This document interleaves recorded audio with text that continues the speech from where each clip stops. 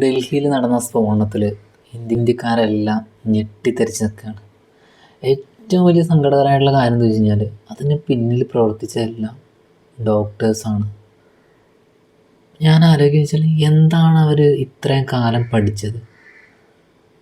നിങ്ങൾക്ക് ഇങ്ങനെ മരിച്ചിട്ടാണ് സ്വർഗം കിട്ടുന്നതെങ്കിൽ എന്തിനാണ് നിങ്ങൾക്ക് ആ സ്വർഗം? അതിലൊരു ലേഡിയും കൂടെ ഉണ്ടായിരുന്നു. അതാണ് ഏറ്റവും വലിയ സങ്കടം.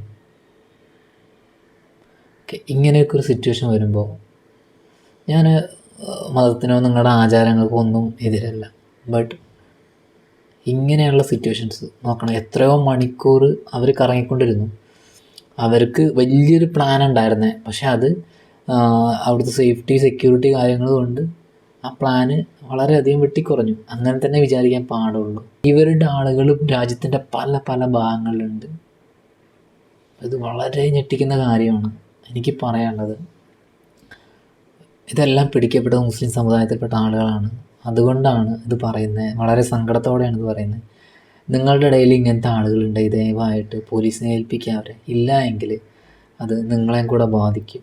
പറയാൻ കാരണം ഇപ്പോൾ RSSകാരെ എല്ലാവർക്കും കൃത്യമായിട്ട് അറിയാം. അവരുടെ പെരുമാറ്റം കാര്യങ്ങളും എല്ലാം കൃത്യമായിട്ട് എല്ലാവർക്കും അറിയാം.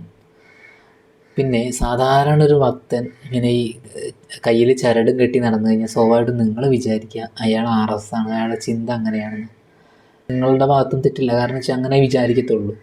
ബട്ട് അപ്പം ഞാൻ പറയുന്ന കാര്യം, നിങ്ങളുടെ ഇടയിൽ അങ്ങനെ ആളുകളുണ്ടെങ്കിൽ അവരെ ദയവായിട്ട് നിയമത്തിന് മുന്നിൽ ഏൽപ്പിക്കുക. ഇല്ല എങ്കിൽ ഈ മുസ്ലിം സമുദായത്തിന് തന്നെ അതൊരു നാണക്കേടായിട്ടും മാനക്കേടായിട്ടും പിന്നീട് മാറും.